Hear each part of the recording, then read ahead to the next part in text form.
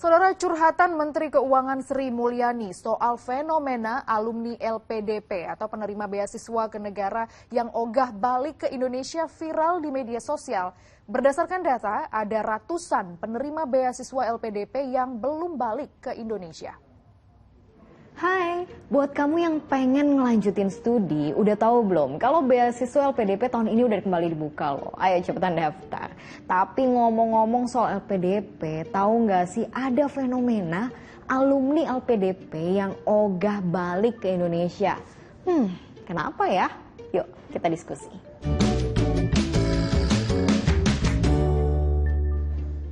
Lagi viral nih di berbagai platform medsos soal curhatnya Ibu Sri Mulyani Menteri Keuangan. Soal apa ya? Utang negara? Bukan. Soal resesi? Bukan juga. Tapi soal alumni LPDP atau beasiswa negara yang ogah balik ke Indonesia. Saya suka khawatir kalau orang makin pinter sekolah ke luar negeri terus lupa menjadi orang Indonesia. Nah, ternyata kecemasan Ibu Sri Mulyani ini bukan tanpa alasan. Dari total 35.000 alumni LPDP, ada 413 diantaranya yang belum balik ke Indonesia. Nah, dari jumlah ini 144 diantaranya sudah ditindak dan akan kembali ke Indonesia. Namun sisanya masih dilakukan pendekatan persuasif. Kalau bicara soal total emang sedikit sih, persentasenya kurang dari 1%. Tapi kalau bicara soal APBN yang sudah dianggarkan untuk penerima LPDP ini besarannya nggak main-main. LPDP yang bisa nyekolahin suami harapan tadi, 35.000 orang kita sekolahkan, lebih dari hampir 18.000 alumni LPDP.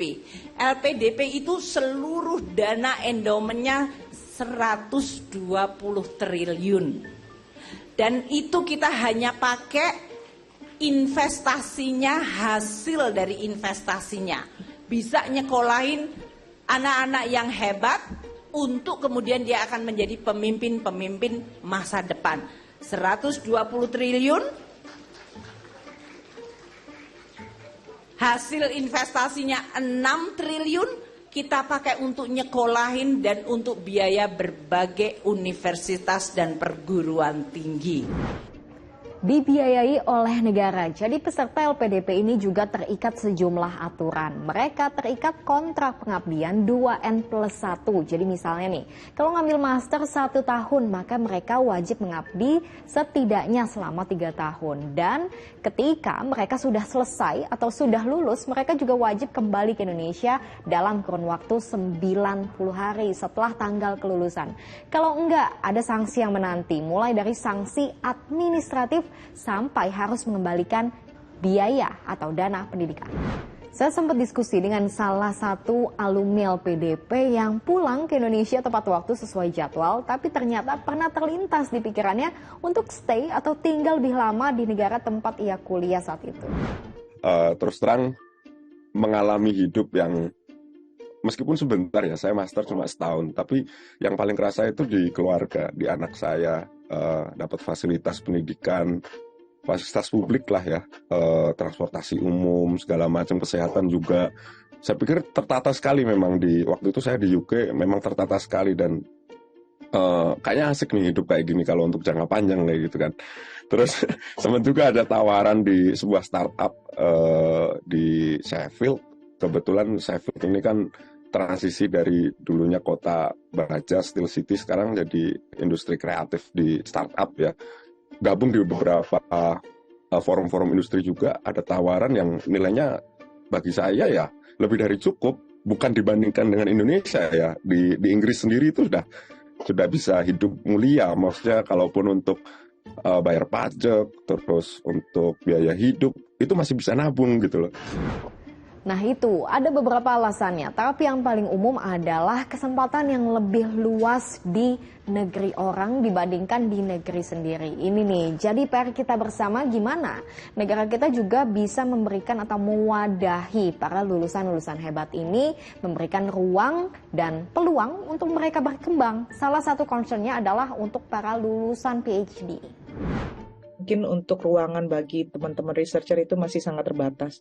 Tapi sebenarnya researcher itu sekarang banyak diabsorb oleh perusahaan-perusahaan yang memang memerlukan, terutama untuk bidang-bidang memerlukan analisis. Nah, ini biasanya teman-teman PhD yang banyak main di situ.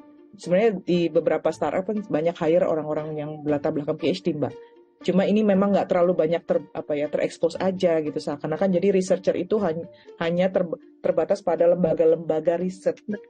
Padahal corporate juga sebenarnya perlu mereka untuk analisis strategik. Dan gimana pun sampai hari ini studi di luar negeri masih jadi privilege, kesempatan yang cuma bisa dimiliki oleh segelintir orang. Pengalaman, karena belajar di luar negeri mungkin dianggap sebagai suatu pengalaman yang baru. Karena kita mungkin belum banyak exposure bahwa kualitas perguruan tinggi di Indonesia juga ada yang bagus. Itu sih yang paling utama. Terus kemudian ada harapan. Setelah selesai dari studi di luar negeri, paling tidak secara dia punya citra, itu ketika kembali ke dalam negeri lebih baik, atau bahkan dia mau nerusin kerja di sana. Itu mungkin yang jadi salah satunya sih. Kalau ingat kata pepatah, tuntutlah ilmu sampai ke negeri Cina. Jadi mau sekolah sejauh apapun, ya sah-sah aja. Tapi dalam hal beasiswa oleh negara, sudah sepatutnya dibutuh komitmen anak-anak bangsa untuk balik lagi, pulang lagi ke Indonesia, berkontribusi nyata jadi pemimpin di negeri sendiri. Karena Indonesia butuh anak muda. Saya Sylvia, makasih udah diskusi.